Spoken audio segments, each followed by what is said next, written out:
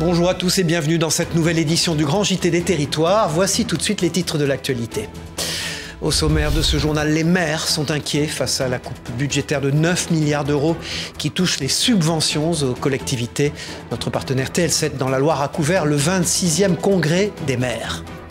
Direction Perpignan, ensuite, où les agriculteurs continuent de se mobiliser contre l'accord de libre-échange Mercosur. Bien que les députés aient majoritairement rejeté l'accord, la pression reste forte. Notre partenaire Via Occitanie s'est rendu sur place, vous verrez. Et puis nous nous rendrons dans les Vosges, où la Croix-Rouge continue d'organiser des maraudes pour soutenir les personnes en situation de grande précarité. Un reportage de notre partenaire Vosges TV à suivre. Enfin, nous nous rendrons à Marseille, où 2 jeunes passionnés d'arts martiaux et d'équitation ont eu le plaisir de joindre le casting du blockbuster Gladiateur 2, actuellement au cinéma. Nous irons à leur rencontre avec notre partenaire sur place de la Provence. Vous l'avez vu dans les titres, les tensions persistent entre les départements et l'État. Les élus dénoncent la coupe budgétaire de près de 9 milliards d'euros dans les subventions aux collectivités. Une mesure prévue pour 2025 qui laisse les maires dans l'incertitude. Notre partenaire TL7 s'est rendu au 26e congrès des maires de la Loire. Regardez. C'est cette banderole qui accueille les visiteurs du congrès des maires situé à Andrézieux-Boutéon. Habillés de leur écharpe tricolore, les élus locaux se réunissent en dessous pour réaliser une photo de protestation au projet de loi de 2025 qui annonce une coupe budgétaire des collectivités. Aujourd'hui, le texte de loi proposé par le gouvernement, c'est du racket. On veut bien participer, et le président Nicolin l'a dit tout à l'heure, à l'effort de guerre, de ramener un petit peu d'argent dans les caisses de l'État, même si on n'est pas responsable directement du déficit de l'État. Mais à un moment donné, on ne peut quand même pas nous prendre tout notre argent, surtout que le maire et l'équipe locale et la municipalité, les gens se tournent toujours vers eux. C'est nous qui entretenons les routes, c'est nous qui entretenons les écoles pour les primaires et les maternelles, c'est nous qui entretenons les équipements sportifs, associatifs, culturels, etc. Tous les chantiers qui sont en cours, ils vont aller au bout. Ça, c'est pas pourquoi, parce que les chantiers qui sont en cours, ils ont déjà des finances qui sont établies. Donc en réalité, c'est plutôt demain que les choses vont se produire. Ça va rendre prudentiel. Le premier impact, clairement, comme on est sur du fonctionnement, ça veut dire que tous les collègues vont faire attention en termes de recrutement. Si tous ces maires ont décidé de se réunir, c'est pour faire entendre que les collectivités n'ont pas à résoudre les problèmes financiers de l'État. Selon le résultat du vote du budget 2025, d'autres mesures pourraient être prises. C'est une première étape. Nous sommes aussi solidaires de la Fédération de l'Association des maires de France, nationale. Nous attendons aussi des consignes, mais il se peut que nous ayons d'autres mouvements, des fermetures par exemple de nos mairies pendant un jour ou plusieurs jours. Nous ne sommes pas dans des manifestations violentes, bien évidemment, puisque nous sommes dépositaires de l'autorité et par conséquent des démocrates résolus. Mais nous ne pouvons pas non plus servir de variable d'ajustement dans un budget. Malgré ce changement de budget, les maires tiennent à leur tradition. La plupart ne souhaitent pas annuler la cérémonie de vœux pour la nouvelle année. Cette année, la France commémorait le 80e anniversaire de sa libération et la ville de Metz a rendu hommage aux héros du passé. Une double commémoration s'est tenue au cœur de la ville, un hommage vibrant en présence du ministre délégué aux armées. Retour sur ces moments forts et émouvants avec notre partenaire Moselle TV. Il aura fallu 5 jours pour prendre les troupes allemandes en tenaille. Les premiers Américains entrent dans Metz le 18, les derniers poursuivront les combats le 22 novembre 1944. C'était il y a 80 ans. La ville de Metz retrouvait sa liberté après 4 années sous occupation allemande.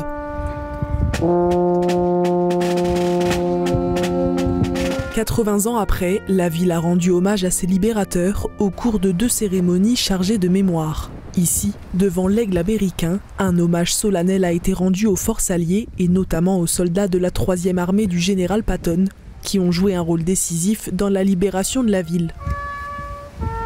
Puis c'est place d'Armes, devant l'hôtel de ville, que les cérémonies ont continué. Des hommages rendus aux civils et aux résistants, afin de rappeler l'importance de ce devoir de mémoire. C'est pas seulement la libération, comme dans beaucoup d'autres villes, la fin de l'occupation, c'est la fin de l'annexion, c'est la fin de la germanisation de force. C'est des souvenirs extrêmement forts qui sont finalement pas si anciens, qui étaient vécus par nos parents et nos grands-parents. Il fallait que 80 ans après, on s'en souvienne.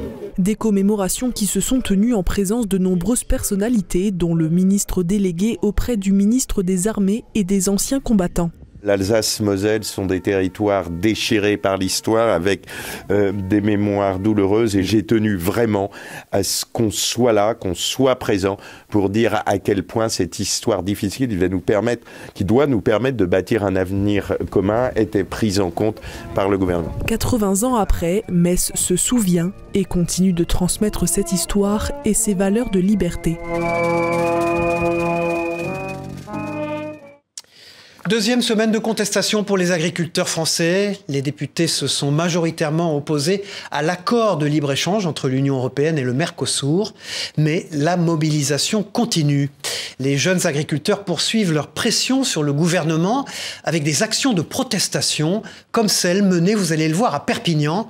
Un reportage de Barry Isaac pour notre partenaire Via Occitanie sur place. On parlera après quand on sera sur place là-bas. C'est parti. Un cercueil pour symboliser la mort de l'agriculture dans les Pyrénées-Orientales. 150 agriculteurs et une vingtaine de tracteurs ont entrepris une marche funèbre dans le centre-ville de Perpignan. Nous, clairement, on demande des mesures d'urgence pour aider les agriculteurs les plus en difficulté.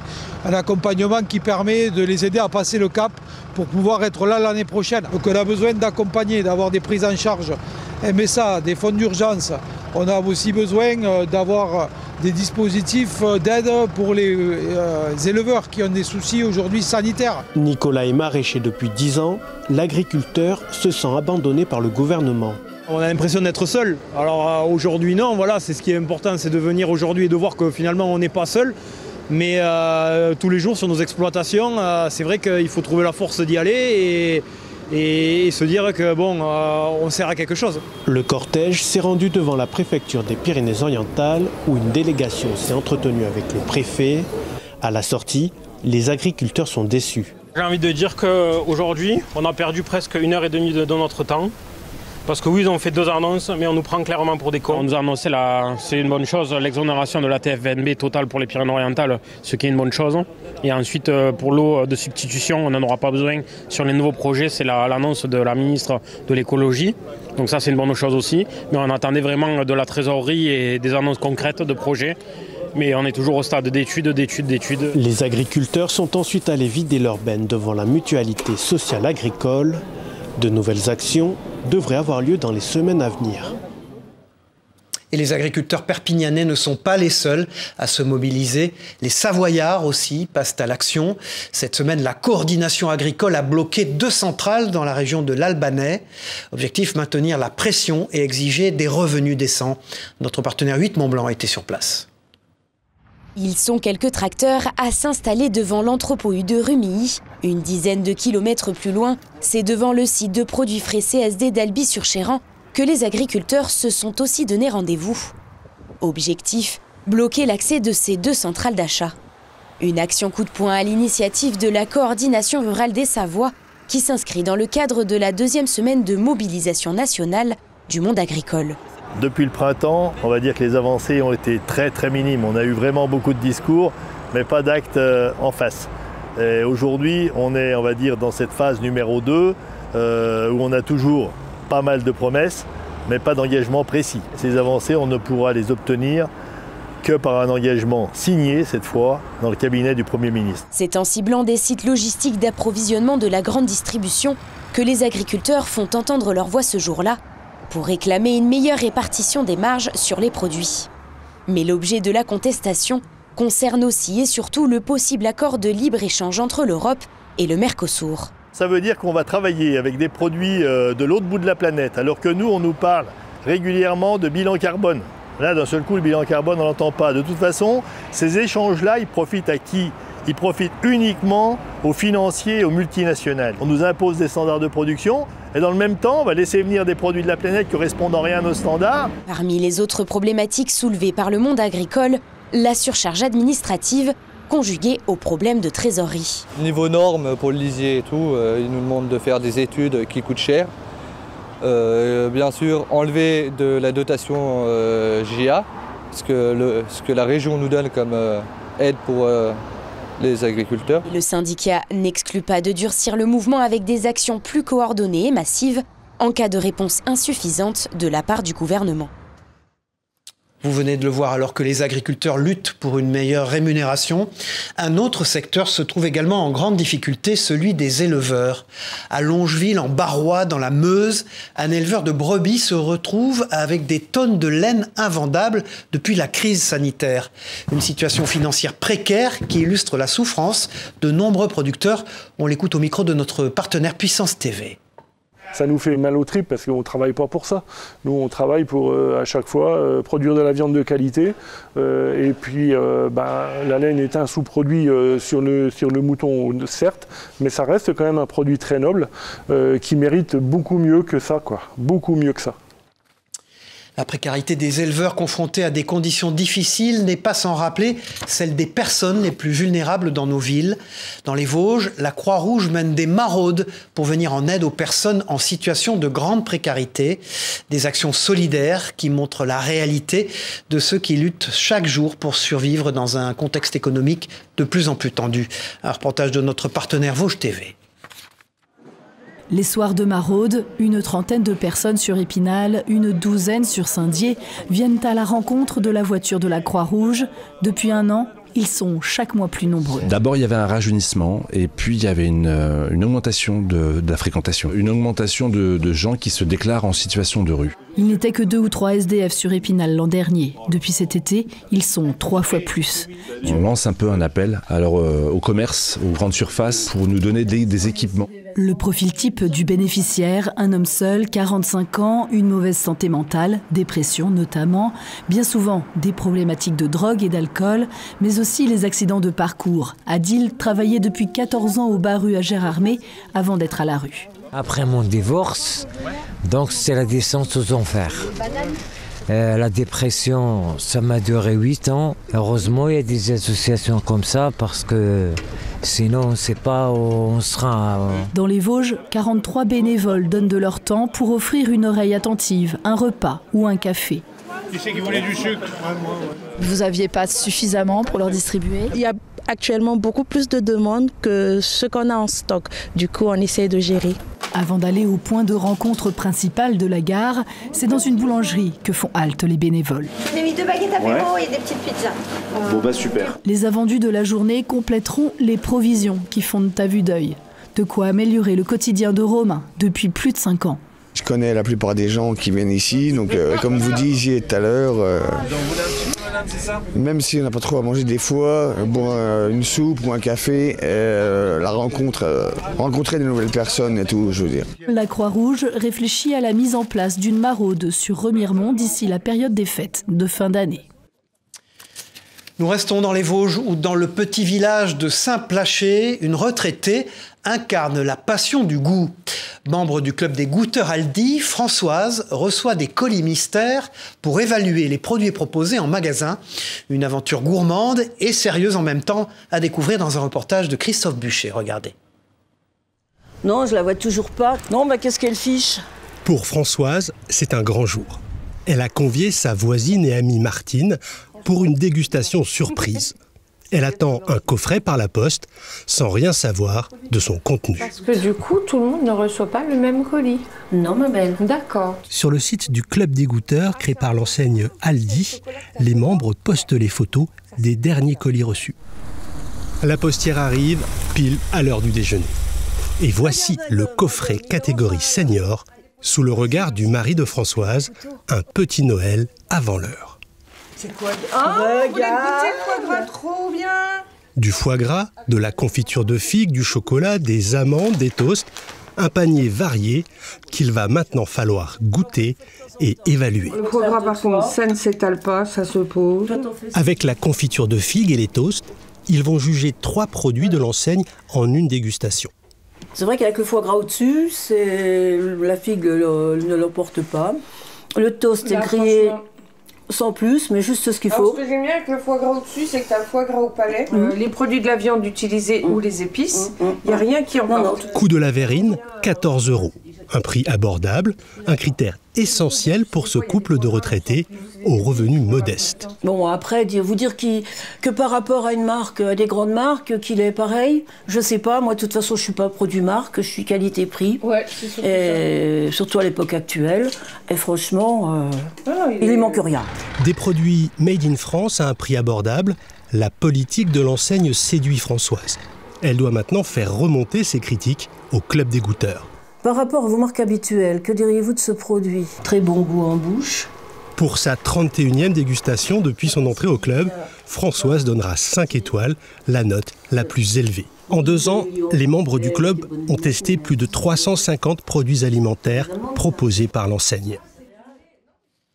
Cette semaine, l'émission Face au territoire diffusée sur TV5 Monde recevait Marie-Anne Barba-Layani. La présidente de l'autorité des marchés financiers a eu l'occasion de répondre aux questions de nos partenaires à propos justement de l'inquiétude des marchés internationaux par rapport à la dette française. Écoutez-la. Michel Barnier, le Premier ministre, a dit sur TF1 que la tempête financière s'annonçait en cas de censure du gouvernement. On est plutôt ce matin vers une tendance de censure du gouvernement. Vous êtes sur un hot seat, comme on dit, un siège chaud. Qu'est-ce que vous pouvez faire par rapport à cette situation, très concrètement, vous? Alors, calmer les esprits, c'est quelque chose de possible? Pour l'instant, nous sommes dans une situation qui est sérieuse. Nous ne sommes pas dans une situation de crise. On sait qu'il peut y avoir des moments difficiles pour des États. Lorsqu'ils sont endettés, ils empruntent comme vous et moi quand on est emprunteur. Ce que nous faisons, c'est que, évidemment, nous suivons ce qui se passe sur les marchés. Pour l'instant, on voit effectivement que la France, en tant qu'emprunteur, parce que c'est bien cela dont on parle en fait, la France est endettée, comme tous les pays, et donc effectivement, elle commence à être sous le regard attentif de ceux qui nous prêtent de l'argent. Et qui se posent la question tout simplement de savoir si on est aussi capable de rembourser, aussi crédible, qu'ils le pensent. Et c'est ça le sujet que l'on regarde, nous. Dans un monde où la protection de l'environnement est une priorité, les coquillages deviennent une solution. À Bordeaux, une entreprise utilise des capteurs pour analyser les réactions des mollusques face aux pollutions dans l'eau.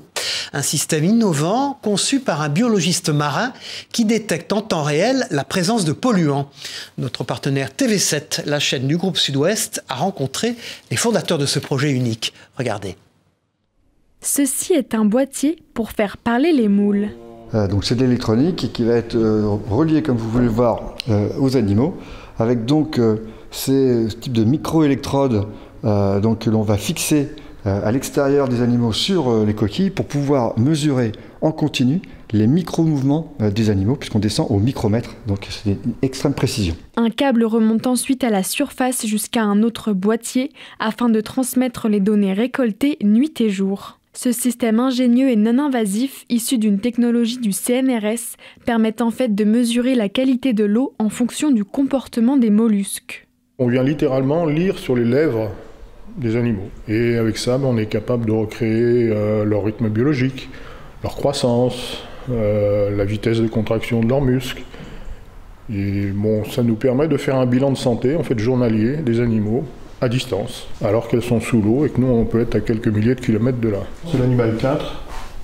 Et on a ici un enregistrement sur toute la journée où on voit l'animal qui était ouvert, qui va se fermer, qui reste fermé et qui se rouvre ici. Si je zoome ici, par exemple, je vais pouvoir avoir l'enregistrement de tous ces mouvements. L'entreprise a vocation à s'implanter là où les risques de pollution sont importants afin de prévenir la pollution marine. Le mécanisme est aussi plébiscité par les ostréiculteurs. Eux, c'est de toute façon augmenter, je dirais, leur productivité, s'ils le peuvent, en résolvant un problème qui est lié à la manipulation des poches à huîtres. C'est-à-dire que c'est un métier très pénible, aller manipuler les poches à huîtres. Molluscan Eye a déjà installé son système dans plus de 80 lieux en France et dans le monde. En Gironde, il devrait bientôt l'être dans le grand port de Bordeaux, mais aussi dans l'estuaire de la Gironde à proximité de la ferme-usine de saumon au Verdon. Direction le Grand Est dans ce journal, à Bar-sur-Aube, pour une cérémonie de diplôme un peu particulière. Au collège Gaston Bachelard, un programme permet à des collégiens de découvrir le métier de sapeur-pompier. Lors de la cérémonie, les 13 élèves de la promotion 2024-2025 ont signé une charte d'engagement pour l'année à venir. Retour sur cette expérience unique avec un reportage de notre partenaire Canal 32 sur place. Tour à tour, les élèves de la première classe pompiers juniors sont montés sur l'estrade. Chacun a reçu un certificat de participation ainsi que le diplôme de PSC1, le résultat d'une année d'apprentissage pour les collégiens. On a appris à faire des massages cardiaques, quoi faire en cas de grosses blessures. Louise et Alice font partie des 4 élèves de la promotion à avoir intégré l'école des jeunes sapeurs-pompiers. Une formation de 4 ans auprès du SDIS de l'Aube pour poursuivre l'aventure. C'est de faire connaître à des jeunes qui ne connaissent pas forcément les jeunes sapeurs-pompiers, au travers du collège, d'une activité autant mémorielle que de sécurité civile, pour potentiellement embrayer sur des jeunes sapeurs-pompiers. Nous avions ici un territoire dans lequel la section de jeunes sapeurs-pompiers a fermé il y a 2 ans, elle était en sommeil. Et j'ai esquissé l'ambition qu'elle se relance grâce aux pompiers juniors. Objectif atteint, 4 JSP cette année et peut-être 8 l'année prochaine. Et on espère atteindre les 20 en 3-4 ans. Durant la cérémonie, les 13 nouveaux pompiers juniors ont signé la charte d'engagement pour l'année à venir. Ils recevront un enseignement d'une 30aine d'heures, incluant des visites et des formations. Moi, je veux m'engager en tant que pompier parce que déjà, ça m'intéressait beaucoup.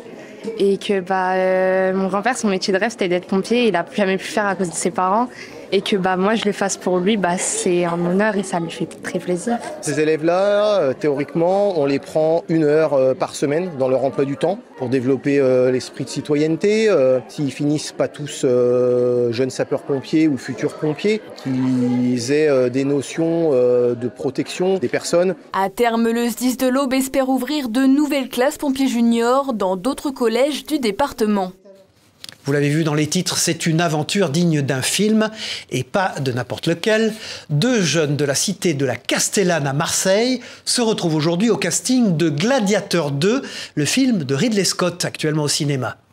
Passionnés d'arts martiaux et d'équitation, leur détermination et leur talent ont transformé leurs rêves en réalité, le tout en offrant à Marseille une bien belle histoire de réussite. Un reportage de notre partenaire de La Provence. Je raccroche le téléphone et je lâche mon plateau, je le dépose, je fais « Wouah, je vais tourner dans Gladiator 2 !» À 26 et 19 ans, Mehdi et Merwan peuvent se vanter d'avoir joué sous les ordres de Ridley Scott dans Gladiator 2.